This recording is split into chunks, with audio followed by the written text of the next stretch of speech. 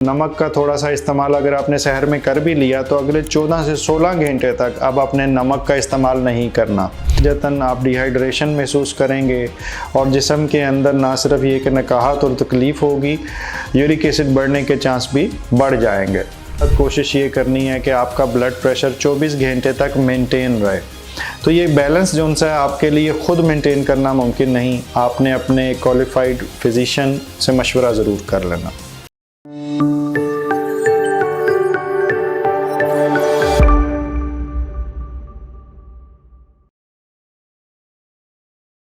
बिस्मिल्लाहिर्रहमानिर्रहीम। रमज़ान के अंदर ब्लड प्रेशर की दवाइयों को कैसे इस्तेमाल किया जाए, ये बहुत फ्रीक्वेंटली सवाल पूछा जाता है। और वंस अगेन इसका फ़ैसला इस बुनियाद पे है कि रोज़ा कितना लंबा है और आपकी ब्लड प्रेशर का कंट्रोल कैसा है। अगर ब्लड प्रेशर का कंट्रोल बहुत अच्छा है उस सूरत में तो शायद एक ही गोली लॉन्ग एक्टिंग काफ़ी हो, लेकिन अगर ब्लड प्रेशर का कंट्रोल अच्छा नहीं है या मुख्तलिफ अमराज हैं, अगर आपको ब्लड प्रेशर के साथ गुर्दे का मसला है, दिल का मसला है, शुगर है, तो आपकी जो दवाई की किस्म है वो थोड़ी सी मुख्तलिफ होगी और उसकी डोज भी मुख्तलिफ होगी। ये भी आपके मौलिज ने फ़ैसला करना है।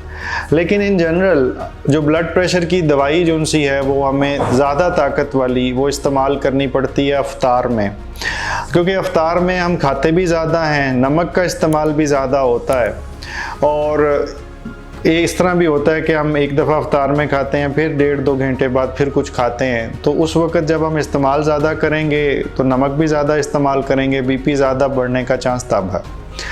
सहरी के अंदर भी ब्लड प्रेशर की दवाई की ज़रूरत अक्सर लोगों को पड़ती है, लेकिन वो थोड़ी होती है और उसको ताकत के लिहाज से थोड़ी सी कम दवाई हम सहरी में रखते हैं। क्यों? उस वक़्त फ़र्ज़ करें बीपी आपने दवाई थोड़ी सी ली तो नमक का थोड़ा सा इस्तेमाल अगर आपने सहर में कर भी लिया तो अगले 14 से 16 घंटे तक अब आपने नमक का इस्तेमाल नहीं करना, तो बीपी लो होने का भी डर होता।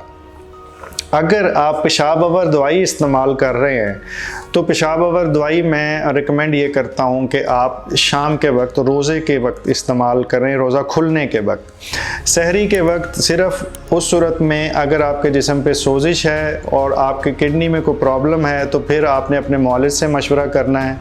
फिर मैं कोई भी ऐसा मशवरा नहीं देना चाहता जिससे आपके लिए परेशानी बढ़े। लेकिन फ़र्ज़ करते हैं कि आपको कोई गुर्दे का मसला नहीं है और आप पेशाब आवर दवाई ले रहे हैं और आप सहरी में ले लेते हैं, तो इजाफ़ी पानी निकलने से जिस्म 14 घंटे तक पानी पी भी नहीं सकते और पेशाब आवर दवाई से भी ज़्यादा पानी निकलेगा। नतीजतन आप डिहाइड्रेशन महसूस करेंगे और जिस्म के अंदर ना सिर्फ ये कि नकाहत और तकलीफ़ होगी, यूरिक एसिड बढ़ने के चांस भी बढ़ जाएंगे।